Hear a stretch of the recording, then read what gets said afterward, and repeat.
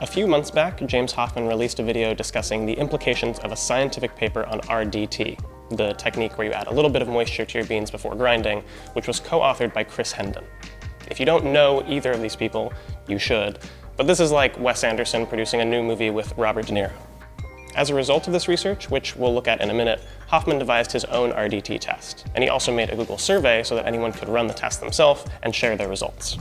I was honored to have James Hoffmann personally request my help with an experiment, so of course I obliged. But before we start pulling shots, let's touch on what made this paper so interesting. The purpose of this research was to understand better how RDT helps reduce static when grinding coffee and how it might impact brewing. They were successful in this, with their research bearing out that a moisture content below 2% in the beans resulted in a net negative charge in the grounds. They also gathered plenty of valuable data on the relationship between roast, moisture, and electrification.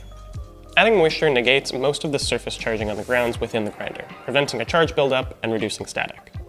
While these are things we essentially already knew about RDT, it's lovely to have the data to back it up and to get a clearer picture of the factors at play. If you're interested in this and love some rigorously gathered data, I highly recommend looking through the entire research paper, which we've linked below. It's numbers and charts galore. That said, some of their findings related to espresso brewing are way more interesting.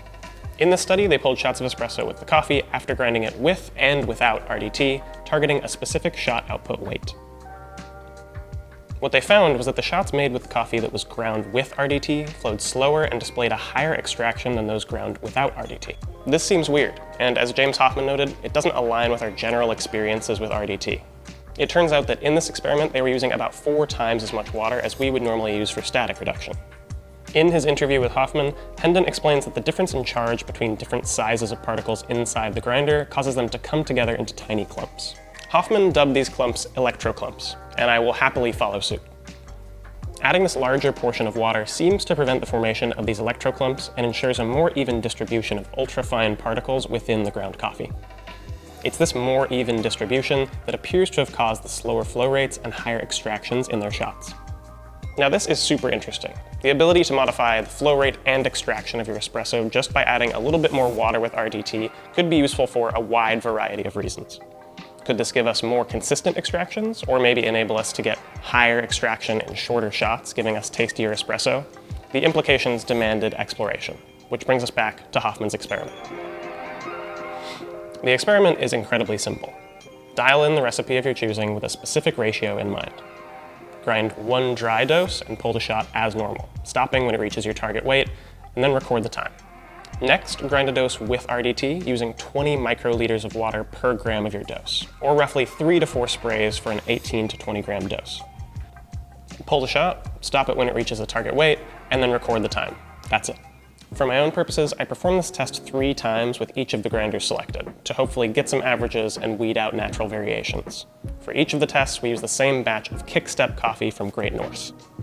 It's a Central and South American blend that's a little on the darker side of medium, and having just consumed way too much of it for this video, I can also tell you it's delicious. Based on Hoffmann's results, I chose to test a few different grinders that might produce different outcomes. The Eureka Mignon Oro, primarily to see how my results would compare to Hoffmann's. The Fellow Opus, a budget conical burr option with a far slower grinding RPM. The Luca Atom 75, for its larger burrs and slightly higher retention, represents a grinder not explicitly designed for single dosing. And finally, the Eureka Mignon Zero. This might seem a bit redundant, but I'll explain its inclusion a bit later. Now, lucky for you, we can skip right over all the labor and mess of gathering data and get right to the results. I'd assumed our results would mostly line up with Hoffmann's, but there were a few surprises. The Luca Atom 75 gave us exactly what we wanted to see. Our dry shots were consistently pulling at just over 30 seconds, and the first RDT shot slowed immensely, giving us a time of 44 seconds. Over a few shots, we had an average shot time increase of 30%. The Fellow Opus gave us the other expected result, nothing. There was a less than 1% change in our shot times with RDT compared to without. So far, so good. The Oro Mignon then throws us a curveball. Without RDT, I was getting consistent 27-second shots, but the first RDT shot dropped down to a rapid 22 seconds. On average, there was a 21% reduction in shot time. I ran this test a few extra times on the Oro just to make sure I wasn't crazy, and consistently got the same results. This surprise is what led me to bring in the Mignon Zero. I wanted a similar grinder to make sure this wasn't a fluke. The Zero gave almost identical results, averaging a 19% reduction in shot time with RDT. Honestly, I didn't anticipate this outcome. I figured our results would be similar to James and Chris's, but this is what's fun about the scientific process. Sometimes you get little surprises. Despite being a bit baffled, I have 3 main takeaways. Takeaway 1 is that this definitely does something. While the results varied widely from one grinder to the next, they were very consistent within each grinder. The lack of clarity on the precise cause of this effect is frustrating, but you can still use it to your benefit. If you're already using RDT, try giving it a couple extra sprays sometime and see if your shots slow down. As the paper notes, shots with the same degree of extraction but different time parameters should have markedly different flavors. Hoffmann speculated that this could be caused by some grinders having a slower throughput of grounds through the burr chamber and producing more static while grinding. Using this technique to get higher extractions in less time could unlock previously hidden flavors in your coffee. To me, at the moment, that's the most exciting implication of this technique, and if your grinder responds to it, why not see what you can get out of it?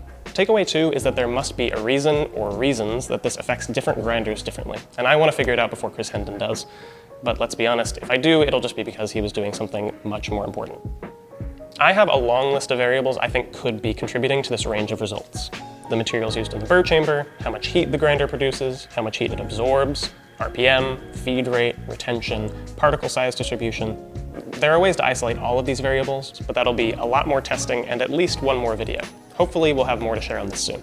Takeaway 3 is that I can't wait to see Hoffmann's survey results, and you should contribute to the dataset.